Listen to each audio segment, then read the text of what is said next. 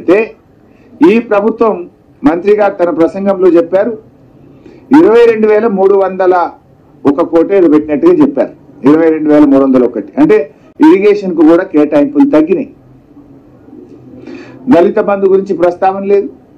మేము 10 ఇస్తే వీళ్ళు 12 ఇస్తామని చెప్పి మరి వాళ్ళ దళిత డిక్లరేషన్ లో పెట్టారు, మేనిఫెస్టోలో పెట్టారు, బాండ్ పేపర్ల మీద రాశారు.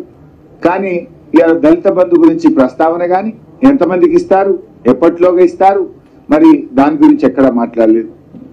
గిరిజన బంధు ఊసే లేదు, గిరిజన బంధు గురించి ఎక్కడ కూడా ప్రస్తావన అసలే లేదు. ఇవన్నీ ఒక రకంగా ఇట్లా ఉన్నాయి. ఇకపోతే కళ్యాణ లక్ష్మి, తులం బంగారం ఇవన్నీ లోపల చెప్పుదామన్నా. ఇలా కొంచెం ఇలా ఓన్లీ కొన్ని పాయింట్స్ వరకే చెప్పుదాం. ఇకపోతే ఆసరా పెన్షన్లో ఇందాక నేను చెప్పిన 7,437 కోట్లు పోయినసారి పెడితే ఈసారి 7,376 కోట్లు పెట్టింది. అంటే కొంచెం తక్కువ చేశారు బడ్జెట్ ఎస్టిమేట్. 7,437 లాస్ట్ టైం ఉంటే ఈసారి 7,376 అంటే పోయినసారి కంటే తగ్గింది. అంటే ఇప్పుడు ఈ ఏడాది కొత్త పింఛన్ ఇయ్యరు, భర్త చనిపోయిన పింఛన్ ఇయ్యరు, ఇంటికి 2 ఇయ్యరు, 4,000 ఇయ్యరు, అన్ని వస్తాయి అన్నట్టు కదా.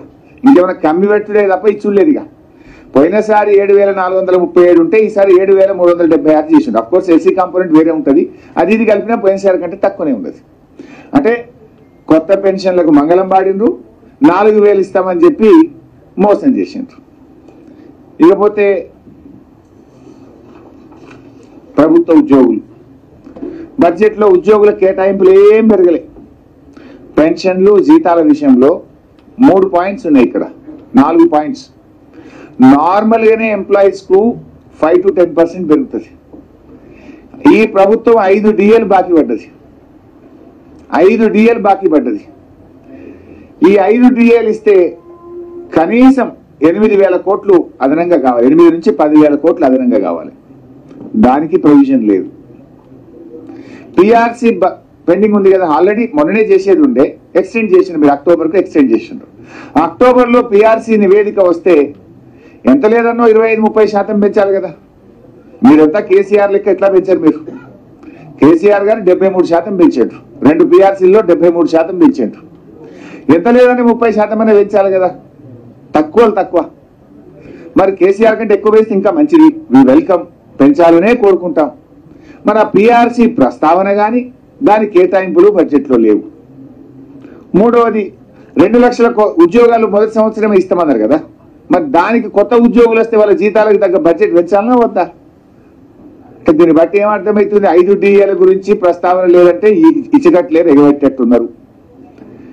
పిఆర్సీ కోసం పెరిగే దానికి అనుగుణంగా నిధుల కేటాయింపు పెరగలేదు అంటే పిఆర్సీని కోల్డ్ స్టోరేజ్ లో పెడతారా అని అనుమానం కలుగుతున్నది. మూడవది 2 లక్షల ఉద్యోగాలు ఇస్తే 2 లక్షల మందికి బడ్జెట్లో కేటాయింపు ఉండాలి కదా, ₹1 కూడా పెంచలే. అంటే దీన్ని బట్టి 2 లక్షల ఉద్యోగాలు కూడా నిజంగానే ఇస్తారా, ఇయ్యరా? 8 నెలలు అయితే అయ్యేపోయింది, ఉన్నది 4 నెలలు. దానికి అనుగుణంగా కూడా కొత్త ఉద్యోగస్తులకు అవసరమైన బడ్జెట్ కేటాయింపులు బడ్జెట్లో లేవు.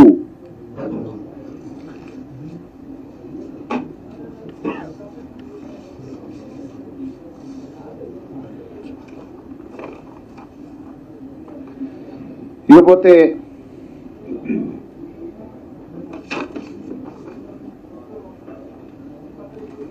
బడ్జెట్లో ఇంకొన్ని ముఖ్యమైన విషయాలు.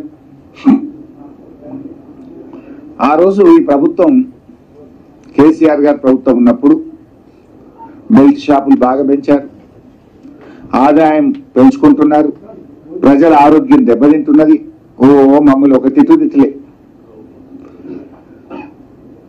ఇవాళ వీళ్ళు ఏం చేస్తుండ్రు?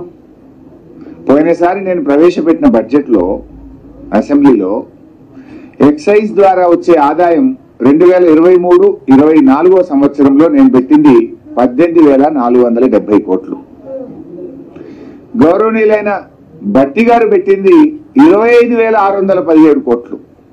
అంటే పోయినసారి నేను బడ్జెట్లో ప్రతిపాదించిన దానికంటే 7,147 కోట్లు ఎక్సైజ్ ద్వారా రాష్ట్ర ప్రభుత్వ ఆదాయం పెంచుకుంటామని గౌరవనీయులైన భట్టి గారు ఇలా బడ్జెట్లో పెట్టారు. అంటే తాగుబోతులు తెలంగాణ చేస్తారా? గల్లీకో బెల్ట్ షాప్ పెడతారా?